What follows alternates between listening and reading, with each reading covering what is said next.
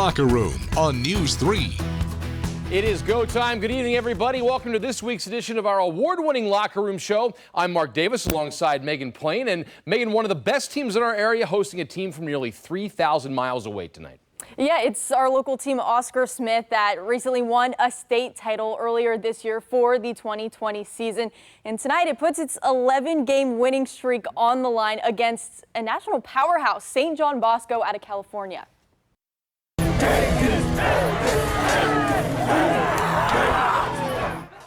It is Oscar Smith's first home game of the season, so first time we get to see them enter the field from that Tiger cage, and it's in front of a sellout crowd. The Tigers go on a roll, first possession of the game. On this play, it's Ethan Vasco to Kevon King for a first down, but as quickly as they work their way downfield, the Tides turn. Vasco hits Amonte Jones for what looks like is going to be a nice gain, but the ball comes loose, and St. John Bosco now has possession. It'll take them just 2 snaps before the Braves score, and they go on a tear from there on out. Tigers get a taste of their own medicine tonight, falling to St. John Bosco 49-0. Sticking with the Southeastern Districts, Grassfield plays host to Western Branch. Entering the fourth quarter, the Grizzlies trail 27-0 and look to get something going on offense. Elijah Neese looks for Isaiah Akers there. The ball ricochets off of him, and it's Caleb Broadbent who's there to make the grab. He's not going to be caught. It's a pick 6 for Western Branch, and the Bruins, they keep that shutout going to win this one 41-0. Well, two Norfolk schools sharing the same stadium, both looking for their first victory of the 2021 season. MAURY and GRANBY hitting Powhatan Field tonight. One would get their first win. The other sits on that 0 in that column for at least another week. The Commodores clicking on all cylinders tonight and flexing those muscles. MAURY up big, but not quitting on defense. Comets looking for a spark, but the Doors, forcing a fumble, would get the ball in GRANBY territory. They capitalize. Mario Miller takes the snap, swings it over to Devontae Floyd. He'll do the rest. MAURY widens the gap. Then in the fourth, Melvin Lowe. Watch this. He's going to cut on a dime here behind the pile, then scamper in for another score. No issues for the Commodores tonight, cruising to the big victory. How about Lake Taylor looking for its second straight win, hosting Norview? Pilots out strong, though. First quarter, Shaden DeLoach goes up top. Nice grab there by Donovan Smith for the touchdown, 8-0 Norview. Fittingly, the Pilots thriving through the air tonight. DeLoach goes long for Isaiah Ossis, picks up the nice gain into the red zone, and that would lead to this. On fourth down, DeLoach throwing the strike to a cutting Jaden Williams for 6 more. Norview up 14-0. The Pilot defense also clamping down early, recovering 2 fumbles. It would be up 20-0 Norview, but get this, the Titans storming back. They shock the Pilots 28-26. Still to come, a local coach takes his first shot at a milestone victory tomorrow night. What longtime Hampton head coach Mike Smith could accomplish is coming up after this break.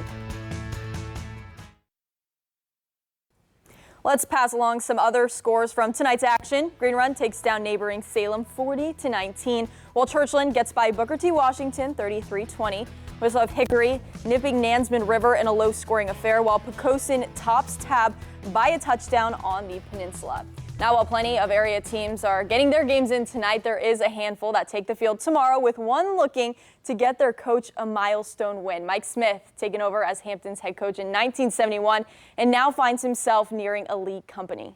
Yeah, Megan, Smith can pick up win number 500 when the Crabbers visit Menchville tomorrow. The longtime leader would become just the 3rd high school coach in the nation to ever reach that plateau. Smith's first state title coming in 1975. Hampton winning 4 consecutive crowns in the late 90s, and he's coached NFL talent. So, as for the milestone itself, has it been on his mind? Only because I read about it, and people ask about it. I never thought too much about it. I guess you got to be around a long time to get there. Last season, we already knew, that he needed that 500 win, but we wasn't going to be able to get it unless we made it to the playoffs, right? So we were trying to get that playoff run and get him that win, but unfortunately we didn't do it. But I'm very proud of Coach Smith. Great coach. The Crabbers in Menchville kick off tomorrow night at 7 o'clock. When we come back, we head to the pros, where a former Monarch shows out with an eye-opening performance. Taylor HEINICKE'S heroics in Landover is coming up after the break. Thanks so much for staying with us. Now, much of Monarch Nation is abuzz about Taylor Heinicke's first career NFL win last night, guiding the Washington football team past the Giants. And Mark, he did it in a way that has not been done since 1978 by throwing a go-ahead touchdown pass, interception, and then game-winning drive in the final 5 minutes. And you had a front row seat to the whole thing. I did. I had a front row seat. Now, Heinicke's ability to keep the offense up-tempo during the final drive when the 2-minute drill came into play is what put Washington in a position for a game-winning field goal. And after the game, he says that skill is actually something he learned during his Old Dominion days. Take a listen. The college days at ODU, we ran a hurry-up offense and spread, so that's essentially what a 2-minute is, and I did that for 4 years, so I'm very comfortable with it. We practice for that every day, so again, for it to come to fruition, for us to accomplish that goal in the game, it was big for us. Heinicke and company will now turn their attention to next weekend's Bills game, where the former ODU. That's going to be a tough one, though. Meanwhile, Heinicke's former team looks to keep the good times going as Old Dominion goes for its second straight win tomorrow evening. The Monarchs head to Liberty, squaring off with the Flame squad that is on the brink of entering the top 25. This is just the third meeting all time between these two in-state foes. Last game of the series, a lopsided Liberty win back in 2018. Kickoff set for 6 o'clock. ODU rolling past Hampton, 47-7 its last time out. And we leave you tonight with some sad news to pass along. Former NFL Pro Bowler and local restaurant owner Roger Brown passing away early this morning at the age of 84. The former NFL star's namesake establishment, Roger Brown's Restaurant and Sports Bar, announcing his death on social media. Brown playing for 10 seasons with the Lions and Rams in the 1960s, earning 6 Pro Bowl selections and retiring to Portsmouth after his playing days. Well, that wraps up tonight's award-winning edition of The Locker Room Show. Here's a look at the final look of the forecast with Patrick Rocky.